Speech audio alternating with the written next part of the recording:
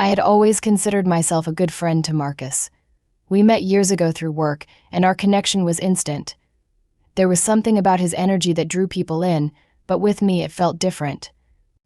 We would talk for hours, laugh about everything, and share personal stories. He was one of those friends you could confide in without feeling judged, and I trusted him completely. I never thought much of our friendship at first. He was married, after all. I respected that, and we kept things casual. But over time, I started noticing something strange. It was subtle at first, little changes in the way he acted around me. He began opening up about his marriage, something he hadn't done before. He'd tell me how his wife was always busy with work or how they hadn't been as close lately. At first, I listened with sympathy, feeling bad for him.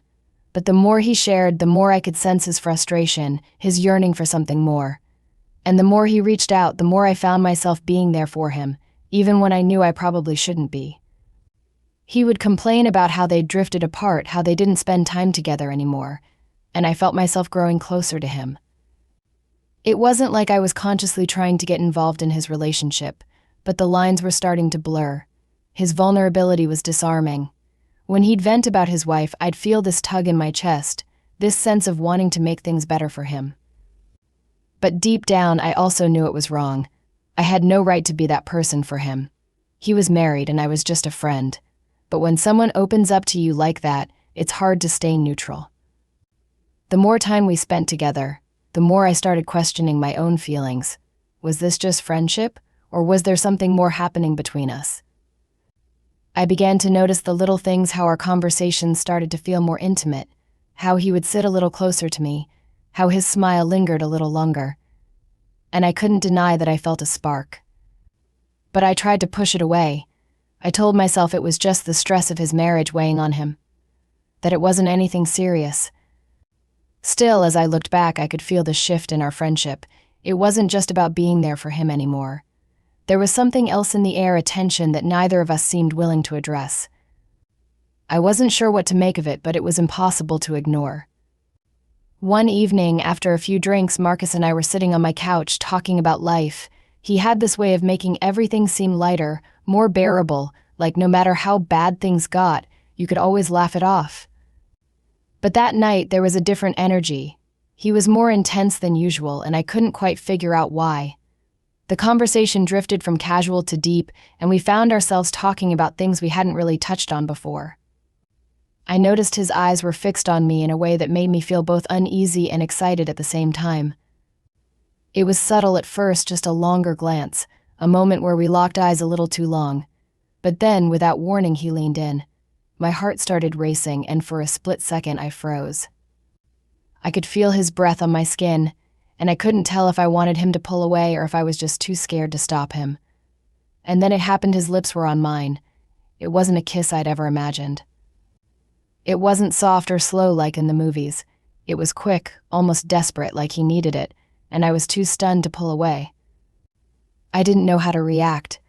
Part of me wanted to push him off, remind him of what we were just friends.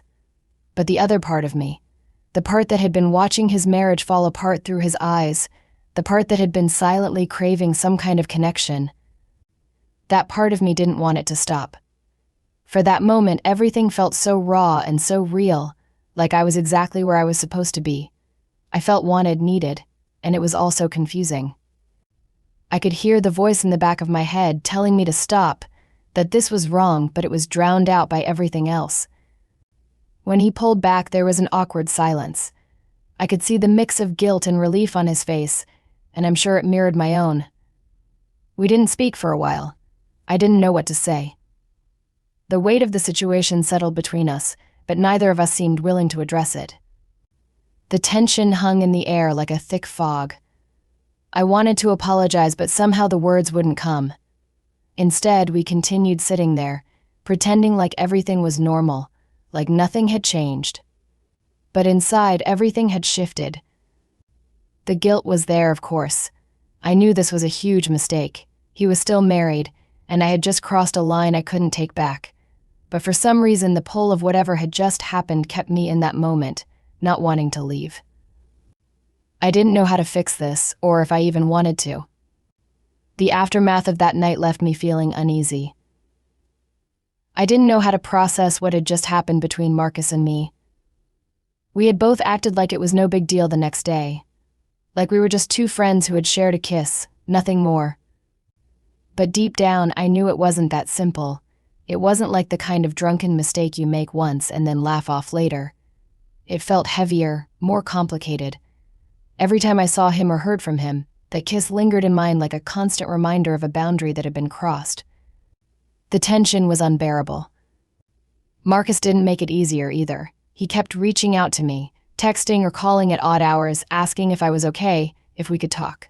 He acted like everything was fine, but there was something in his tone that told me he was just as conflicted as I was. I wasn't sure if he felt guilty for what had happened or if he was just trying to keep things between us going, pretending like it hadn't been a mistake. I started getting those late-night text little check-ins to see how I was doing, but every message felt loaded. Was he trying to get closer? Or was he just making sure I wouldn't back away? I couldn't stop thinking about it. The more he texted, the more I felt pulled back into the chaos of it all. I told myself I needed space, that this was all too much and I had to step back. But when I tried to distance myself, he would show up in some way, another phone call, another message, a reminder that he was still there. Each time, I found myself slipping further back into that space I'd promised I wouldn't go. The guilt was overwhelming, but it was mixed with something else I couldn't deny, a sense of attachment to him that I didn't know how to shake. What made it worse was that he kept talking about his wife. The more he shared, the more I could tell things were falling apart. He'd tell me about how they'd hardly spoken in days, how she seemed distant, how their intimacy had completely evaporated. There was this vulnerability in his voice that made me feel like I was the only one who truly understood him. It was so easy to slip into that role of the person who could comfort him when he was hurt, to be the one he turned to when everything else seemed to be falling apart. But the more he confided in me, the more I realized I was only adding to the mess. I was a part of the chaos now, and the weight of it all started to feel suffocating. I felt stuck.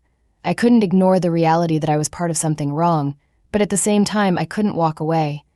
The confusion ate away at me, and I didn't know how to escape it. Eventually, I tried to distance myself. I told myself.